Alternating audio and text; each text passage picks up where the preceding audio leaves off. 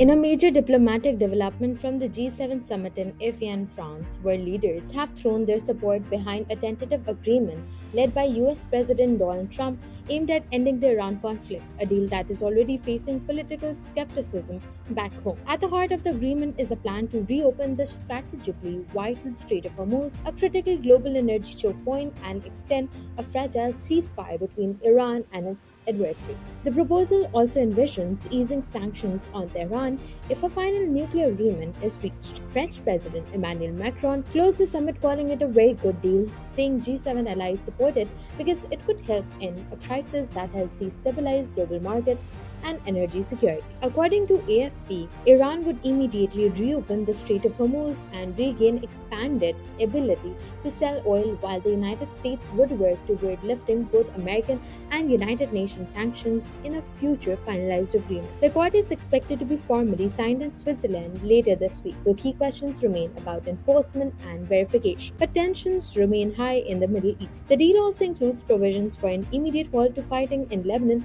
between Israel and Hezbollah. However, the terms remain highly contested, particularly over Israeli withdrawal, which is not clearly addressed in the leaked draft. G7 leaders also endorsed a parallel push to disarm Hezbollah and preserve Lebanon's sovereignty. Humanitarian concerns were also highlighted, with leaders pointing to heavy casualties and mass displacement in Lebanon amid ongoing strikes. Beyond the Middle East, the summit reaffirmed strong G7 backing for Ukraine as it continues to resist Russia's invasion. Leaders pledged increased air defense support and tighter sanctions targeting Russia's energy exports. The summit also expanded its agenda to global security challenges, including coordinated efforts to combat international drug trafficking networks and migrant smuggling operations, which leaders described as major transnational threats. On economic security, leaders raised concerns about China's export practices, accusing Beijing of flooding global markets with subsidized goods and distorting competition. The summit also saw participation from leaders of India, South Korea, Kenya, and Brazil, reflecting the G7's growing outreach to emerging economies. On the sidelines, Donald Trump held a high-profile meeting with Indian Prime Minister Narendra Modi,